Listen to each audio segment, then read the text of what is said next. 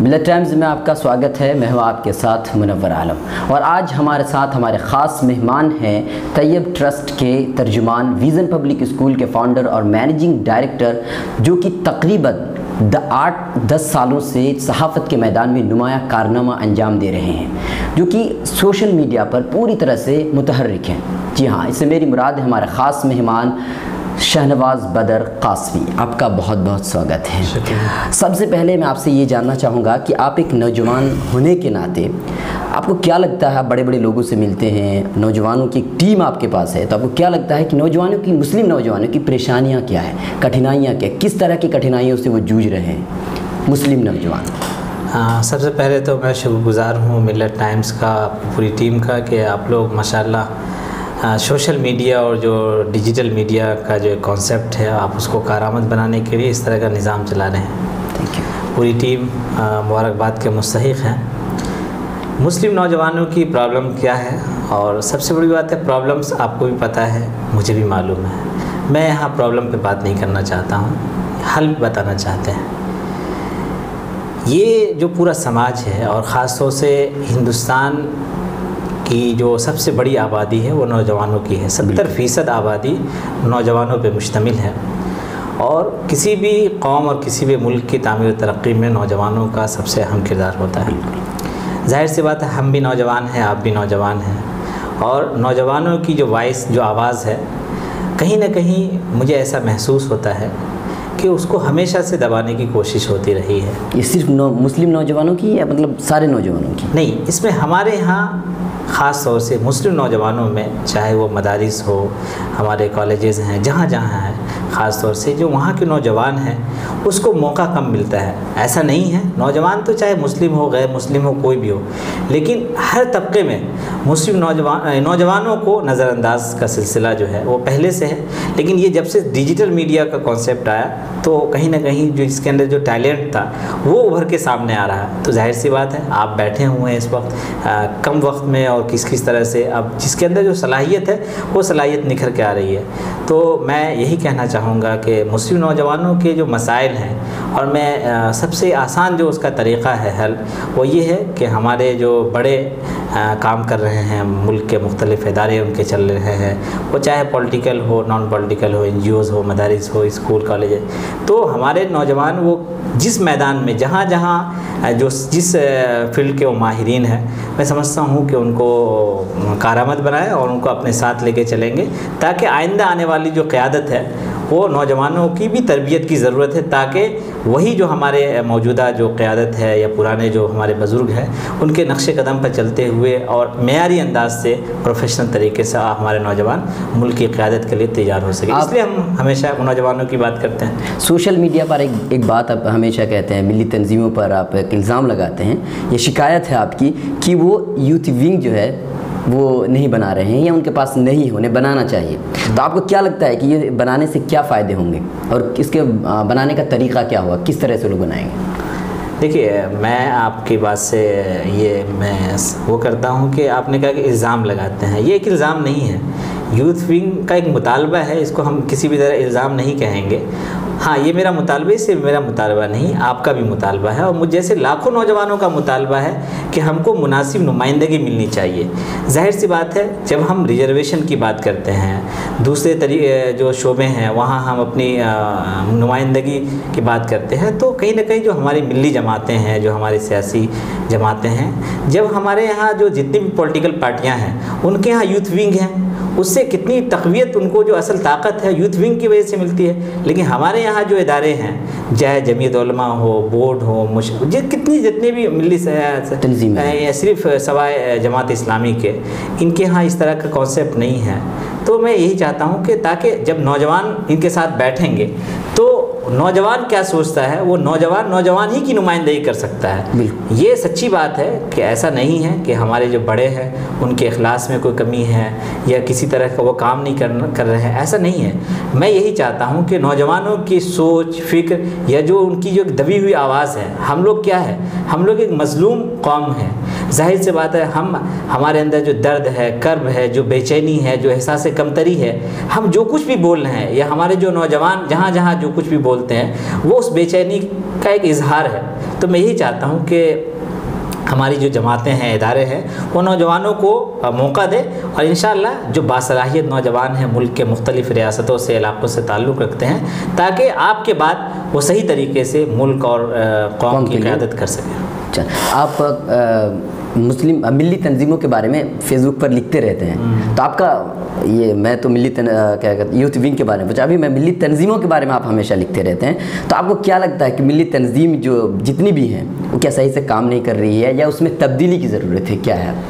نہیں، اصل میں ملی تنظیموں کے بارے میں ظاہر سی بات ہے، جب ہم حکومت کے بارے میں بھی لکھتے ہیں، ملی تنظیموں کے بحث ایک جرنلسٹ کے ہمارا فرض بنتا ہے کہ ہم مسائل کی طرف توجہ دلائیں۔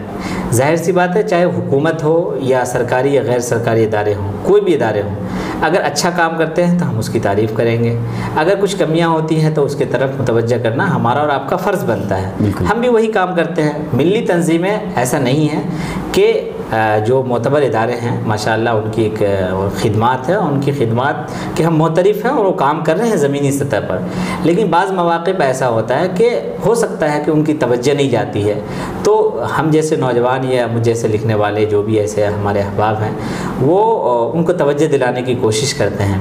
دوسری بات یہ ہے کہ ملی جماعتوں کا جو رول ہے، کہیں نہ کہیں ہم لوگ پرانے جو ہماری خدمات ہے کہ 100 سال سے ہم یہ خدمت کرتے آ رہے ہیں، یہ ہے وہ ہمارے بزرگوں کی دین تھی اور ان کے اخلاص، اور لیکن موجودہ جو قیادت ہے میں سمجھتا ہوں کہ جو عوامی ایک نمائندگی ہونی چاہیے، جو ملت عام آدمی سے جو ایک جو ہمارے جو بڑے بزرگ علماء ہیں، عوامی علماء کا جو کردار ہونا چاہیے وہ کہیں نہ کہیں نہیں ہو پا رہا۔ اس کی کئی ساری وجہ ہے، ایک تو یہ کہ عمر کی گیپنگ کی وجہ سے یا کانٹیکٹ کا بہت بڑا مسئلہ آ رہا ہے، بڑے جو ایسے لوگ ہیں ان سے ملنا مشکل ہو گیا ہے۔ دوسری بات یہ ہے کہ ملی جماعتوں کے اپنے اپنے پالیسیز ہیں، ان کا ایک دائرہ کار ہے، اور ہر کام کے لیے اللہ نے الگ الگ افراد پیدا کیے ہیں۔ جو مذہبی ایشوز کے ہیں کچھ ملی جماعتیں ہیں، میں بھی ایک ادارے سے جڑا ہوا ہوں طیب ٹرسٹ، اس کا بھی اپنے فلاحی رفاہی جو اس کے کام ہیں، تو اس لیے ہم کو سابقہ پڑتا رہتا ہے کہ کس طرح کے کام ہیں۔ میں کسی کی مخالفت یا کسی کے بارے میں کوئی ایسا کومنٹس نہیں کرنا چاہتا کہ کوئی ایک خاص ٹارگٹ ہو، بلکہ ہم یہی چاہتے ہیں کہ جو بھی ادارے ہیں ان کے اندر شفافیت آئے، وہ منظم طریقے سے اور بہتر سے بہتر کام کر سکے، تاکہ اگر ماڈرن طریقے پر کام کریں گے تو جو آپ کے معاون اور مددگار ہیں ان کو بھی اطمینان ملے گا اور کام میں بھی بہتری آئے گی۔ اچھا، آپ کو کیا لگتا ہے کہ مسلم جو بھی آج پچھڑاپن محسوس کر رہے ہیں مسلمان، تو آپ کو کیا لگتا ہے کہ مسلم نمائندوں کی وجہ سے ہے یا مسلم تنظیموں کی وجہ سے، کن کی وجہ سے، یا پھر اپنی وجہ سے؟ نہیں، اصل میں دیکھیے ہندوستانی مسلمانوں کی بدقسمتی رہی کہ آزادی کے بعد ہندوستان 2 حصوں میں تقسیم ہوا، اور اس کے بعد اس کا بہت بڑا نقصان ہوا، اس لیے کہ جو ہمارے جو پرانے لوگ ہیں آزادی کے بعد یہاں مسلمانوں کا وجود خطرے میں پڑ گیا، اور اس ہندوستان میں اور آج کے ہندوستان میں الحمدللہ زمین اور آسمان کا فرق ہے۔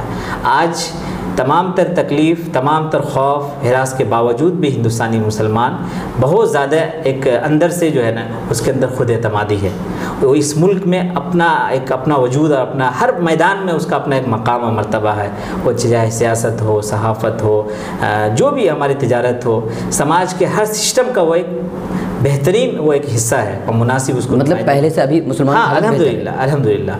جہاں تک رہی بات کہ قوم کی ترقی اور تنزلی اور جو عروج جوال کی بات، تو ظاہر سی بات ہے کہ ہر قوم کے ساتھ ہے، صرف ہمارے مسلمانوں کے ہم نے بہت قریب سے دیکھا ہے کہ ان کے اندر صلاحیت سب کچھ ہے لیکن محنت نہیں کرنا چاہتے ہیں، وہ چاہتے ہیں کہ ہر کسی کو سرکاری جاب مل جائے، ایسا ممکن نہیں ہے۔ آپ محنت کریں، ہم محنت کریں، تعلیم پر توجہ دیں۔ مسلمانوں کے یہاں پرابلم کیا ہے کہ بچوں کو 500,000 روپے دے کے پڑھائیں گے نہیں، لیکن ہر دن ہر ہفتے جو ہے نا ان کے گھر میں گوشت، مچھلی، ان کے اچھے کھانے وہ ضروری ہے۔ بھائی تعلیم آدھی روٹی کھا کے تعلیم پہ توجہ دیں گے؟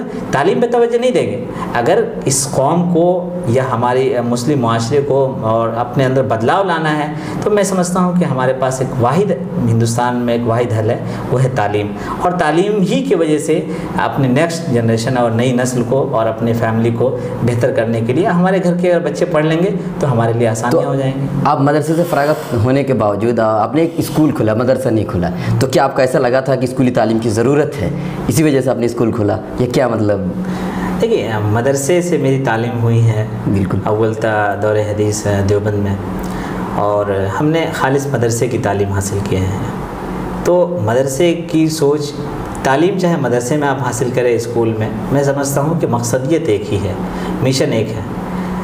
تو تعلیم, علم ظاہر سی بات ہے چاہے مدارس میں ہو یا اسکول میں ہو, وہ کہیں نہ کہیں ایک روشنی فراہم کرتے ہیں. ہم نے تعلیم حاصل کرنے کے بعد یہ جو بھی اپنے تجربات کی بنیاد پہ ہم نے ایک ایسے علاقے میں ایک اسکول, انگلش میڈیم اسکول شروع کیا ہے, vision public, vision international school کے نام سے. انٹرنیشنل اسکول, جی. اس کا مقصد وہ ہندوستان کا سب سے غریب علاقہ ہے, سب سے پسماندہ علاقہ ہے. وہ ہند پاک نیپال بارڈر کا جو ایک علاقہ ہے, سہرسہ ڈسٹرکٹ, میرا وطنی تعلق وہیں سے ہے. ہم نے وہاں شروع کیا ہے. تو ظاہر سی بات ہے کہ دیکھیے, تعلیم کو اس لیے ہم نے بنیاد بنائی کہ کسی بھی, میں نے جیسا کہ کہا کہ تعلیم ہی واحد حل ہے ہمارے پاس کہ بغیر کسی کو نقصان پہنچائے ہوئے ہم ترقی کر سکتے ہیں. نہیں, جیسے مدرسے سے جو فراغت ہوتا ہے عموماً وہ مدرسے ہی کھولتے ہیں, اسی لیے میں نے نہیں, بالکل آپ کی بات درست ہے. اور ہم نے اسکول اس لیے شروع کیا ہے کہ اس اسکول کا کانسیپٹ تھوڑا دوسرے اسکولوں کے مقابلے میں الگ ہے. اور وہ یہ ہے کہ دینی ماحول میں, دیکھیے ہم تو وہی چیز لانا چاہتے ہیں جو مارکیٹ میں ضرورت ہے. بالکل, یہ بات ظاہر سی بات ہے. ابھی مدارس کی بہتات ہو چکی ہے. مدارس بنانے کے لیے ہم کسی مدرسے میں پڑھا رہے ہیں, ہم کو کسی نے نکال دیا, ہم دوسرا مدرسہ بنا لیا. تو مدرسہ بنانے کے لیے نہ کسی رجسٹریشن کی, نہ کسی سے اجازت کی, نہ کسی سسٹم سے, بس ایک کوئی بھی لے کے بیٹھ گیا, مدرسے بن گئے.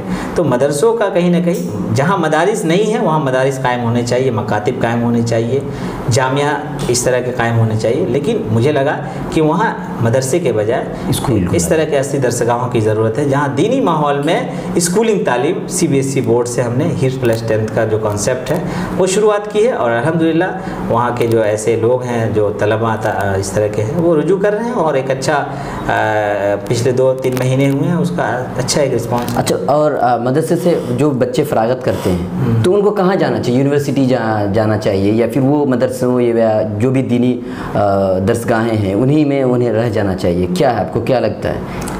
دیکھیے, مدارس میں جو طلباء پڑھتے ہیں, میں بھی مدرسے کا پروردہ ہوں, وہاں سے فراغت حاصل کیا ہے. تو مدارس سے جو طلباء ہمارے علماء تیار ہوتے ہیں, اور اس سال جو ہم نے ایک سروے اندازاً کیا ہے, وہ پورے ملک سے تقریباً ہر سال کم از کم 30 سے 35 ہزار علماء تیار ہوتے ہیں. 30 سے 35 ہزار؟ ہاں, کم از کم, اس سے زیادہ ہی ہے. مختلف جو مدارس ہیں ہندوستان کے, لڑکیوں کا چھوڑ دیجیے, یہ صرف علماء مدارس کی بات کر رہا ہوں. تو یہ کہاں جاتے ہیں؟ ہم لوگ یہی سوال کرتے ہیں. تو کبھی کبھی ہم لوگ یہ الٹا جو سوال ہے نا, اسکول سے اتنے بچے پڑھتے ہیں ہمارے یہاں فارغ ہوتے ہیں, وہ کہاں جاتے ہیں؟ ساری جو توجہات ہے, ایک تو میں یہ کہنا چاہتا ہوں خاص طور سے جو لوگ مدارس پر تنقید کرتے ہیں, تبصرے کرتے ہیں, یا مدارس پر کامنٹس کرتے ہیں کہ آپ کیا دے رہے ہیں, کیوں نہیں ہے حضرت شیخ الاسلام پیدا ہو رہے ہیں, قاری طیب صاحب جیسی شخصیات پیدا ہو رہے ہیں, اور دوسرے ایسے اہل علم. ایسا نہیں ہے. ہر دور میں انحطاط تو ہر جگہ آئی ہے, وہ شخصیات اب نہیں پیدا ہو سکتی ہے. لیکن ہاں اتنا ضرور ہے کہ مدارس کا جو نظام ہے, جو سسٹم ہے, الحمدللہ جس کے اندر, جن بچوں کے اندر ٹیلنٹ اور صلاحیت ہے, جیسا بیج ڈالیں گے ویسے تو فصل تیار ہوگی. تو مدارس میں پڑھنے والے جو طلباء ہوتے ہیں عام طور پہ, وہ 90% ایسے فیملی بیک گراؤنڈ سے آتے ہیں جن کے یہاں تعلیم کا تصور ہی نہیں ہے. وہ کس طرح سے بے سر و سامانی کے عالم میں وہ پڑھتے ہیں. تو ان سے اگر پوچھیں گے بھائی آپ کا نیکسٹ پلان کیا ہے, تو کہیں گے کہ ہم کسی مسجد میں امامت کر لیں گے. 5000, ان کے یہاں 5000-7000 جو ہے نا بہت بڑی چیز ہے. تو اچھی فیملی کے بچوں کو, اگر مسلمان اگر اچھی فیملی کے بچوں کو حافظ قرآن, عالم بنائیں گے, تو ان کی سوچ اور فکر بڑی ہوگی, ان کے اندر وسعت ہوگی, وہ بڑے بڑے پلان کر سکتے ہیں. تو آپ نے دیکھا ہوگا بہت سارے ایسے علماء کہ عالم دین بننے کے بعد الحمدللہ ان کی سوچ فکر بڑے سے بڑے کارنامے انجام دی ہے, اسی سوچ کا نتیجہ ہے. تو مدارس کے سسٹم میں، مدارس کے نظام میں میں سمجھتا ہوں کہ ہندوستانی مسلمانوں پر مدارس کا بہت بڑا احسان ہے کہ انہوں نے ایک ایسے طبقے کو تعلیم سے جوڑا ہے جس کے لیے حکومت کے بھی پاس کوئی پلان نہیں تھا. اور الحمدللہ ایک تو یہ ہے کہ اسلام کا تحفظ اور مسلمانوں کے اندر جو بنیاد ہے ہماری، ظاہر سی بات ہے کہنا تو ہے کہ مدرسوں سے تعلیم جو ہوتی ہے، بچے جو نکلتے ہیں وہ بچے مطلب بے روزگار رہتے ہیں. نہیں، مدرسوں کی تعلیم پر تنقید کرتے ہیں. بالکل نہیں، مدارس کے الحمدللہ یہ میں دعویٰ کر سکتا ہوں کہ سب سے کم بے روزگار مدارس کے فارغین ہوتے ہیں، وہ چاہے حفاظ ہو، عالم ہو. بے روزگاری کا تو وہ تصور نہیں ہے. ہاں آپ یہ کہہ سکتے ہیں کہ کم تنخواہوں میں وہ کام کرتے ہیں، لیکن یہ بے روزگاری کا جو ایک گراف ہے، جو اگر ہم ریشیو سب سے کم اگر ہے تو وہ ہے علماء کے اندر. الحمدللہ علماء، مجھے آج تک ایک بھی عالم ایسا نہیں ملا میری اپنی زندگی میں کہ وہ بے روزگار ہو. کہیں نہ کہیں وہ جاب کر رہے ہوتے ہیں، چاہے کسی مسجد میں، کسی بھی طرح کا. تو یہ تو ایک اچھا، یہ تو ہمارے لیے فخر کی بات ہے، یا ہمارے لیے بہت خود اعتمادی کی بات ہے. وہ تنخواہوں کا معیار کم ہو یا زیادہ، وہ ایک الگ ایشو ہے، اس پر ہم بات کریں. لیکن یہ کہیں کہ بے روزگاری ہے، یہ بالکل غلط ہے، یہ بے بنیاد الزام ہے. اور میں سمجھتا ہوں کہ علماء سے جو جن لوگوں کو پرابلمس ہیں، یا جو لوگ علماء کو ہر طرح سے وہ دوسرے نظریے سے دیکھنا چاہتے ہیں، اس کی بنیاد یہ ہے کہ دیکھیں العلماء ورثۃ الانبیاء، کہ سچی بات ہے نبیوں کے آنے کا سلسلہ بند ہو گیا. اب یہی مدارس ہے، یہی علماء ہیں کہ جو کہیں نہ کہیں مسلمان اور اسلام کی ترجمانی کرتے ہیں، اور جس کی وجہ سے کہیں نہ کہیں ہمارا ایمان اور ہمارا دین باقی ہے. اور تو کچھ لوگوں کو پریشانی ہے کہ ظاہر ان کو کیوں سماج میں زیادہ عزت ملتی ہے، علماء کے کہنے سے ہی لوگ کیوں کھڑے ہوتے ہیں، یا ان کے بلانے سے وہ بھیڑ کیوں اکٹھی ہو جاتی ہے. بڑے بڑے منتری، بڑے بڑے جو لیڈرز ہیں، ان کو رتبہ کی وجہ سے زمینی سطح پر ان کی حیثیت میں جانتا ہوں کہ ایک منتری اگر بلائے تو 5,000 آدمی جمع نہیں ہوتا ہے، لیکن ایک عالم بنا رہے تو 50,000 لوگ جمع ہو جاتے. تو آج بھی علماء کی جو حیثیت ہے سماج میں، مسلم معاشرے میں، اور وہ ماشاءاللہ بہت ہی معتبر ہے. اور کہیں نہ کہیں بعض لوگ اس کا مس یوز بھی کرتے ہیں، لیکن اس سے معتبریت پر فرق نہیں پڑتا. مطلب علماء کی معتبریت کی وجہ سے ان لوگوں کو جلن ہوتی ہے. ایک بات یہی تو دیکھیں، اس کو ہم جلن کا نام نہ دیں، ہم یہ کہہ سکتے ہیں حسد کہ علماء کی جو ایک شروع سے الحمدللہ معتبریت ہے، آج بھی وہ معتبریت باقی ہے. اور یہ الزام کہ ہمارے علماء یا نوجوان جو فارغین ہیں وہ بے روزگاری کے شکار ہو رہے ہیں، یہ سراسر الزام ہے، یہ بے بنیاد باتیں ہیں. فارغین ہیں وہ ایم پی سے لے کے منتری، اور منتری سے لے کے صحافی، اور صحافی سے لے کے تجارت، کوئی بھی ایسا سسٹم کا حصہ نہیں ہے جس میں ہمارے نوجوان نہیں ہیں. تو یہ تو اپنے صحافی کے بعد جب چھیڑی دی تو میں آپ سے جاننا چاہوں، صحافت کے میدان میں آپ کارنامہ انجام دے رہے ہیں، تو آپ کو کیا لگتا ہے کہ مسلمانوں کو صحافت کے میدان میں پوری طرح سے اترنا چاہیے؟ بہتر مستقبل ہے، یا مسلمانوں کے مستقبل کو بہتر بنانے کے لیے صحافت کے میدان میں مسلمانوں کو اترنا چاہیے؟ ظاہر سی بات ہے، میڈیا اب زینت نہیں بلکہ ضرورت بن چکی ہے. آپ چاہتے ہیں کہ میڈیا ہماری خبریں نہ چھاپیں، تب بھی چھاپیں گے، اس لیے کہ یہ زینت نہیں ہے، دکھاوے کی چیز نہیں ہے، وہ ایک ضرورت بن چکی ہے، ہر گھر ہر فرد کی ضرورت ہے. تو اب اس میں تو کوئی شک شبہ ہے ہی نہیں کہ میڈیا کی ضرورت ہے یا نہیں ہے، اس لیے کہ اب پورا جو ایک انفارمیشن اور جو تفصیلات ہے وہ اس سے جڑ گیا ہے. اور خاص طور سے جب سے ڈیجیٹل میڈیا، سوشل میڈیا کا تصور ہوا، اس سے تو خیر ایک انقلابی دور جس کو کہہ سکتے ہیں، اور اس سے بہت سارا بدلاؤ بھی الحمدللہ چینجنگ آئی ہے. اور یہ میں سمجھتا ہوں کہ خوش آئند ہے ہم جیسوں کے لیے. اللہ کی بہت بڑی نعمت ہے سوشل میڈیا. جن لوگوں سے ہمارا ملنا ناممکن تھا، جہاں تک اپنی بات پہنچانا ناممکن تھا، وہ ہم ہر جو بڑے شخصیات یا ایسے لوگ ہیں ان کے جیب تک ہم پہنچ گئے. بہت بہت شکریہ. آج تھے ہمارے ساتھ ہمارے خاص مہمان شہنواز بدر قاسمی، جو کہ ویژن انٹرنیشنل پبلک اسکول کے مینیجنگ ڈائریکٹر اور فاؤنڈر بھی ہیں، اور طیب ٹرسٹ کے ترجمان ہیں. آپ کا بہت بہت شکریہ. تازہ ترین خبروں کے لیے لاگ آن کیجیے www.millettimes.com. ملت ٹائمز کی مزید ویڈیوز دیکھنے کے لیے یہاں کلک کر کے سبسکرائب کریں اور بیل آئیکن کو ضرور دبائیں تاکہ آپ کو ہماری ہر ویڈیو کا نوٹیفیکیشن مل سکے.